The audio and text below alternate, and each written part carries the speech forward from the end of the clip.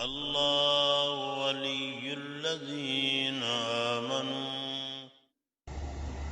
سورہ کہف 15ویں پارے کے آخر کی بڑی سورت ہے۔ اس کے بارے میں احادیث میں بڑے فضائل ہیں۔ نبی علیہ الصلوۃ والسلام نے ارشاد فرمایا کہ جس بندے کو سورہ کہف کی پہلی آیتیں یا آخری آیتیں یاد ہوں گی، اللہ تعالیٰ اس بندے کو دجال کے فتنے سے بچائیں گے۔ اور دجال کے فتنے کے بارے میں اللہ نے فرمایا کہ آدم علیہ الصلوۃ والسلام سے لے کر قیامت تک کوئی بڑا فتنہ ایسا نہیں جو دجال سے زیادہ بڑا ہو۔ دجال کا فتنہ سب سے زیادہ بڑا، اس لیے کہ وہ انسانوں کے ایمان کو خراب کرے گا، اور ایمان کا خراب ہو جانا، ایمان سے محروم ہو جانا، اس سے اور بڑا فتنہ کوئی نہیں ہو سکتا۔ حق اور باطل کی ایک جنگ ہے جو شروع سے چل رہی ہے۔ ابلیس لعین نے حضرت آدم علیہ السلام کو سجدہ کرنے سے انکار کیا، اور اس وقت سے وہ پھر اولاد آدم کے پیچھے پڑا ہوا ہے۔ ستیزہ کار رہا ہے ازل سے تا امروز، چراغ مصطفی سے شرار وہ لہبی۔ ایک طرف حق کی بات ہے جس کو چراغ مصطفی کہتے ہیں، اور ایک طرف باطل ہے جو چراغ وہ لہبی کی مانند ہے، اور یہ حق اور باطل کا مارکا پوری زندگی چلتا رہے گا۔ ہر بندے کے جسم میں حق اور باطل کا مارکا ہے۔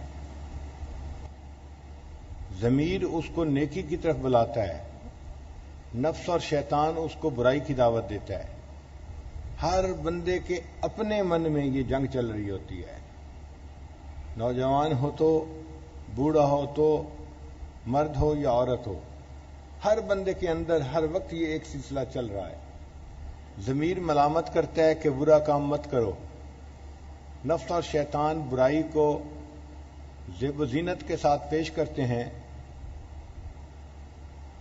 اور بندے کو برائی کی طرف راغب کرتے ہیں۔ یہ ہمارے برے ساتھی ہیں۔ اللہ تعالیٰ فرماتے ہیں وَقَيَّدْنَا لَهُمْ قُرَنَاءَ فَزَيَّنُوا لَهُم مَّا بَيْنَ أَيْدِيهِمْ وَمَا خَلْفَهُمْ۔ یہ برے ساتھی ہیں، شیطان اور نفس، جو بندے کو برائی کی دعوت دیتے ہیں۔ اور ضمیر یہ ہمارا اچھا ساتھی ہے، جو ہمارے اندر اللہ نے خیر رکھ دی ہے، جو ہمیں نیکی کی طرف بلاتی ہے، جو برا کام کرنے پہ انسان کو شرمندہ کرتی ہے۔ اب یہ حق و باطل کی جنگ چلتی رہی۔ اس دنیا کا تماشا ختم ہونے سے پہلے اس جنگ کا ایک بڑا مارکا ہوگا۔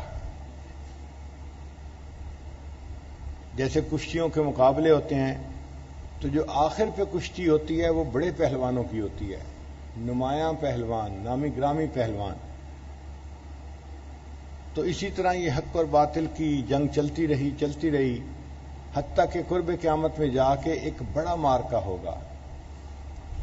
اس مارکے میں ایک طرف اللہ نے ایک نبی علیہ الصلوۃ والسلام کو پسند فرمایا جو عیسیٰ علیہ الصلوۃ والسلام تھے۔ ان کا نام بھی مسیح ہے، وہ بھی بھیجے جائیں گے۔ ان کو اللہ نے آسمانوں پہ محفوظ رکھا۔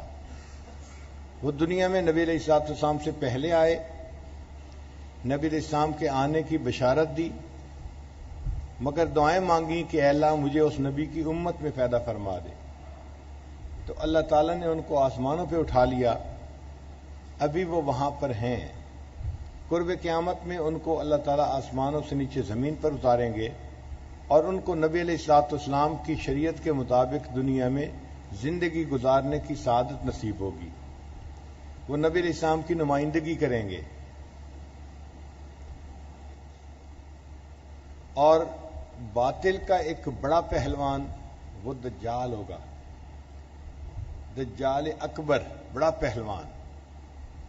دجل کہتے ہیں فریب کو، ملمہ سازی کو، کہ جیسے چیز تو پلاسٹک کی بنی ہوئی ہے، اس کے اوپر کوٹنگ ایسے کر دی کہ انسان کو سٹیل کی نظر آتی ہے، آج کل بہت ساری کچن میں لگنے والی چیزیں ایسی ہیں، واش روم میں لگنے والی چیزیں ایسی ہیں، ٹونٹیاں، پائپ اور چیزیں دیکھنے میں اسٹیل کی نظر آتی ہیں، اندر سے وہ پلاسٹک کی ہوتی ہیں.